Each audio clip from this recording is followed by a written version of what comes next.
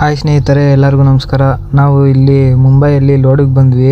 ಇದೇನು ನೋಡ್ತಾ ಇದ್ದೀರೋ ಇದೆಲ್ಲ ಕೂಡ ಗಾಣದ ಫ್ಯಾಕ್ಟ್ರಿ. ಇದೆಲ್ಲ ಕೂಡ ಎಣ್ಣೆ ತಯಾರು ಮಾಡ್ತಾರೆ, ದೀಪದ ಎಣ್ಣೆ ಎಲ್ಲ. ಒಳಗಡೆ ಎಲ್ಲ ತೋಟದ ಥರ ಎಲ್ಲ ರೆಡಿ ಮಾಡಿದ್ದಾರೆ. ಅಡಿಕೆ ಗಿಡ ಮತ್ತು ಮಲ್ಲಿಗೆ ಗಿಡ ಎಲ್ಲ ಇದ್ದಾವೆ.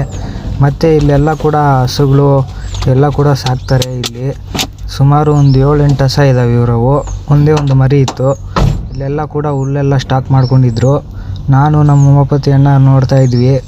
ನಮ್ಮವು ಹಸ ಎಲ್ಲ ಇದ್ದಾವೆ.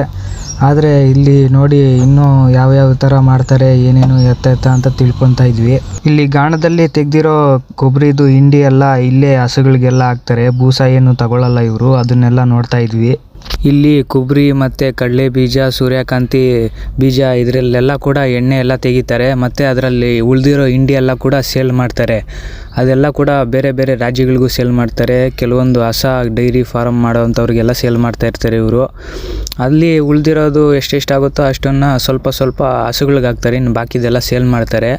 ಅದೇನು ಸ್ವಲ್ಪ ಬರುತ್ತಾ, ತುಂಬ ಅಂದರೆ ತುಂಬ ಬರುತ್ತೆ ಗಾಣದಲ್ಲಿ. ಯಾಕಂದರೆ ತುಂಬ ಅವೆಲ್ಲ ಡೈಲಿ ಈ ಎಣ್ಣೆ ಎಲ್ಲ ತೆಗಿತಾ ಇರ್ತಾರಲ್ಲ, ಅದರಿಂದಾಗಿ.